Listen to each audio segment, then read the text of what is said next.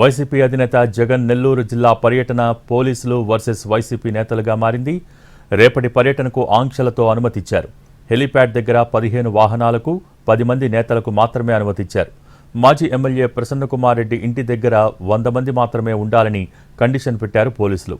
ప్లకార్డులు, పోస్టర్లు ప్రదర్శించకూడదని 30 యాక్ట్ అమల్లో ఉందని స్పష్టం చేశారు. వాహనాల డ్రైవర్ల ఆధార్ కార్డులు, వారి వివరాలను తమకు అందించాలని ఆదేశించారు. నిబంధనలు అతిక్రమిస్తే చర్యలు తీసుకుంటామని వార్నింగ్ ఇచ్చారు పోలీసులు. ఉదయం 10 గంటలకి చెముడుగుంట సమీపంలో ఏర్పాటు చేసిన హెలీప్యాడ్ వద్దకు చేరుకుంటారు జగన్.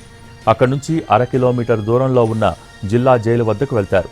జిల్లా జైలు దగ్గరికి వెళ్లటానికి 3కే అనుమతిచ్చారు. కాకాణితో ములాఖత్ అయిన తర్వాత నెల్లూరులో ఉండే కోవూరు మాజీ ఎమ్మెల్యే ప్రసన్న నివాసానికి వెళ్తారు జగన్.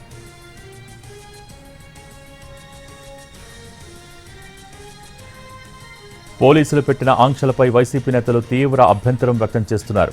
మాజీ సీఎం జగన్ ప్రజాదరణ కలిగిన నేతని కావాలనే పోలీసులు ఆంక్షలు పెడుతున్నారని మండిపడుతున్నారు. జగన్ను చూసేందుకు వచ్చే అభిమానులను తాము ఆపలేమని వైసీపీ నేతలు స్పష్టం చేస్తున్నారు. మొత్తంగా వైఎస్ జగన్ నెల్లూరు జిల్లా పర్యటన పోలీసులకు సవాల్గా మారింది.